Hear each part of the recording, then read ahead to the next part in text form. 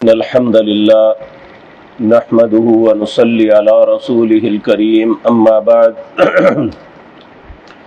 أعوذ بالله السميع العليم من الشيطان الرجيم بسم الله الرحمن الرحيم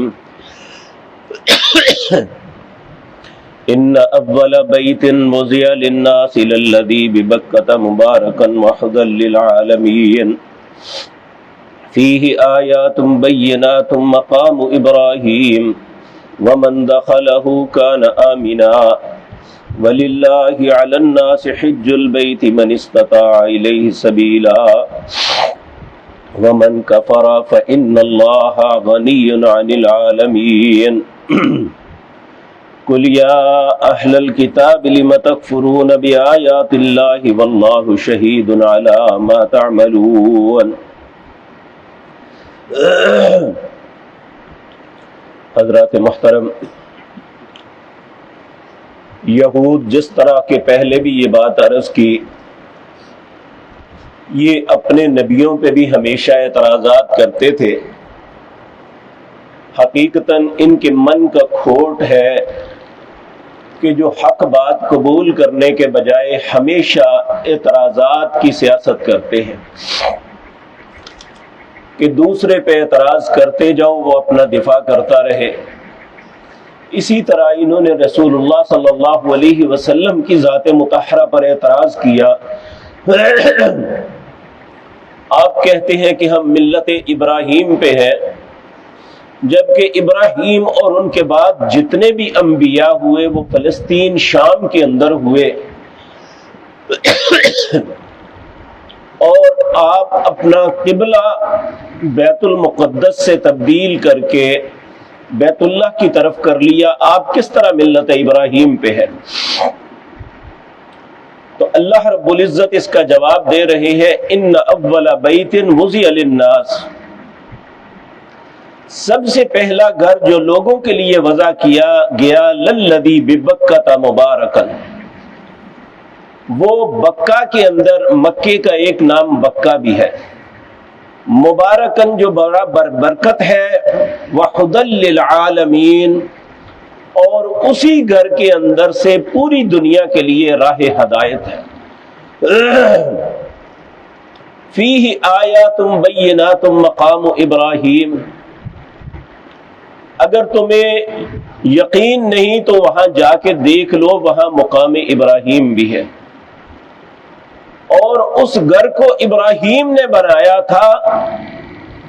تو تمہارا یہ کہنا کہ چونکہ تم بیت المقدس کی طرف منہ کر کے نماز چھوڑ دی ہے، تمہارا ابراہیم کی ملت سے تعلق نہیں، تو ابراہیم نے تو وہ بنایا تھا۔ فیہ آیات بینات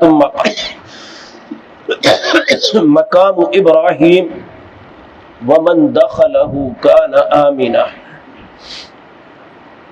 جو وہاں داخل ہوتا ہے امن میں آ جاتا ہے، چاہے وہ جاہلیت کا دور تھا یا آج کا۔ بیت اللہ میں کوئی اپنے باپ کے یا بھائی کے قاتل کو بھی دیکھ لیتا تو صرف نظر کرتا کہ یہ اللہ کا عزت والا اور امن والا گھر ہے، یہاں خون ریزی نہیں کرنی۔ اور پھر اللہ فرماتے ہیں، وَلِلَّهِ عَلَى النَّاسِ حِجُّ الْبَيْتِ مَنِ اسْتَطَاعَ إِلَيْهِ سَبِيلًا،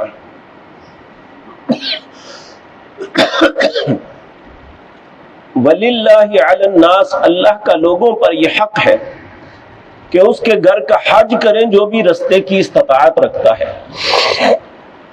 رستے کی استطاعت سے مراد رستہ پرامن ہو، کوئی خوف و خطر نہ ہو، پیسہ ہو اس کے پاس، اپنے گھر والوں کی کفالت بھی کر سکے اور وہاں آنے جانے کا توشہ بھی ہو، ایسے شخص پہ یہ حج فرض ہے۔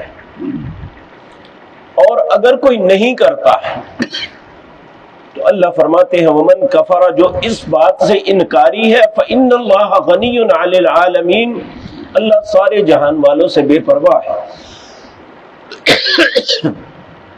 اور نبی کریم صلی اللہ علیہ وسلم نے بھی فرمایا، جو استطاعت کے باوجود حج نہیں کرتا، اللہ نے اسے مال بھی دیا ہے، سہولتوں سے بھی نوازا ہے، اور آنے جانے کا خرچہ سب کچھ ہے اس کے پاس، ہر آسائش ہے، لیکن وہ اللہ کے گھر کا حج نہیں کرتا۔ اللہ سب پہ رحم فرمائے۔ اگر وہ اسی حالت میں مر جاتا ہے تو اس کی اسلام پہ موت نہیں، وہ یہودی مرے گا یا عیسائی مرے گا۔ تو اس لیے جب بھی انسان کو زندگی کے اندر استطاعت ملے تو ایک لمحہ تاخیر کیے بغیر انسان کو حج کرنا چاہیے۔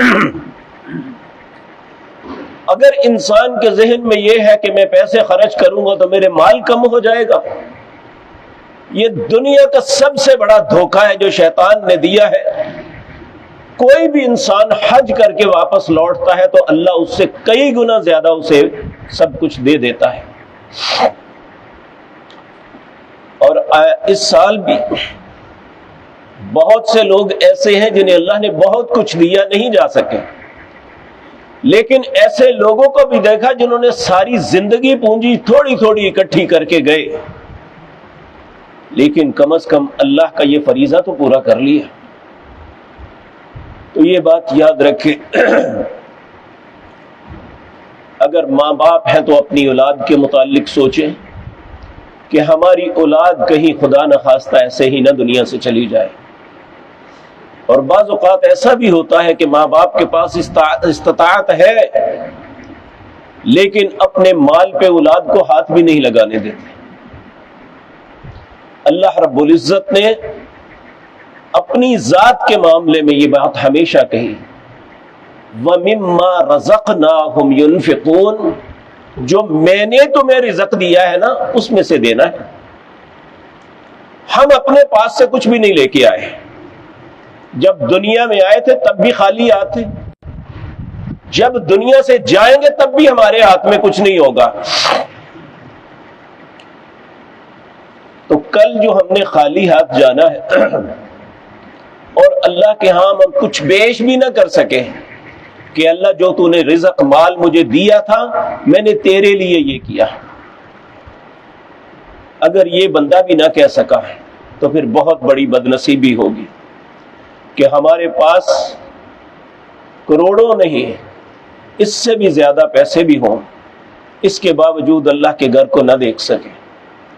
اللہ رب العزت ایسے معاملات میں ہماری مدد فرمائے اور ہمیں ہدایت عطا فرمائے۔ تو اللہ رب العزت نے پہلے تو انہیں فرمایا تھا صدق اللہ، اللہ نے سچ کہا، فاتبعوا ملت ابراہیم حنیفا، اتباع کرو ملت ابراہیم کی جو یکتا ہے۔ لیکن انہوں نے آگے سے اعتراض کر دیا کہ اگر ملت ابراہیم پہ چلنا ہے تو بیت المقدس کی طرف منہ کرو۔ تو اللہ رب العزت نے فرمایا نہیں، پہلا گھر جو بنا ہے وہ بیت اللہ ہے، اور بیت اللہ کا سب سے زیادہ استحقاق ہے کہ اس کی طرف منہ کر کے نماز پڑھا جائے۔ اور اللہ رب العزت نے فرمایا اگر تمہیں کچھ غلط فہمی ہے تو فیہ آیات بینات، اس میں بہت سی نشانیاں ہیں، جا کے دیکھ لو۔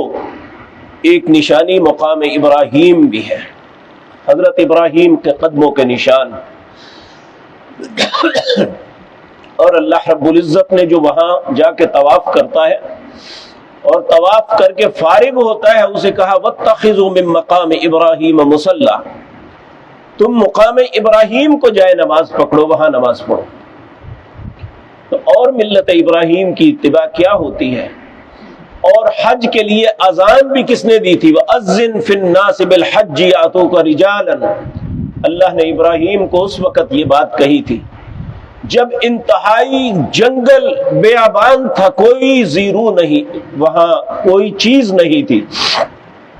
ابراہیم کو کہا تم اذان دو۔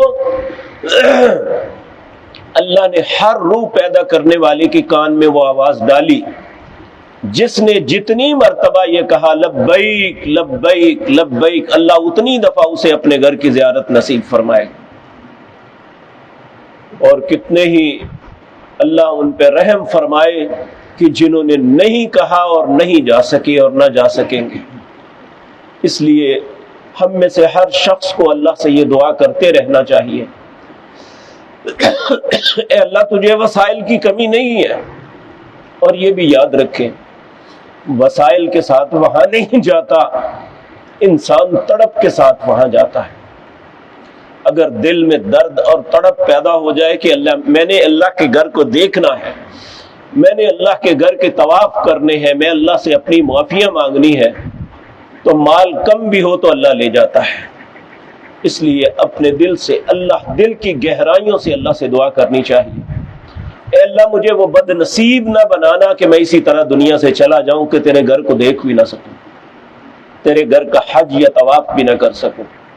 اللہ رب العزت ہم سب کے نصیب میں کر دے، وگرنہ ومن کفر فإن اللہ غنی عن العالمین، جو شخص بھی انکار کرے گا تو اللہ جہان والوں سے بالکل بے پرواہ ہے۔ پھر فرمایا کل، اے میرے پاک پیغمبر فرما دیجئے، یا اہل الکتاب لم تکفرون بآیات اللہ، اے اہل کتاب اللہ کی آیات کا انکار کیوں کرتے ہو؟ واللہ شہید علی ما تعملون، جو بھی تم عمل کرتے ہو اللہ اس کا گواہ ہے۔ اللہ رب العزت ہمیں اپنی فرما برداری اور اطاعت پہ زندگی نصیب فرمائے اور اسی پہ موت دے۔ اقول قولی ھذا واستغفر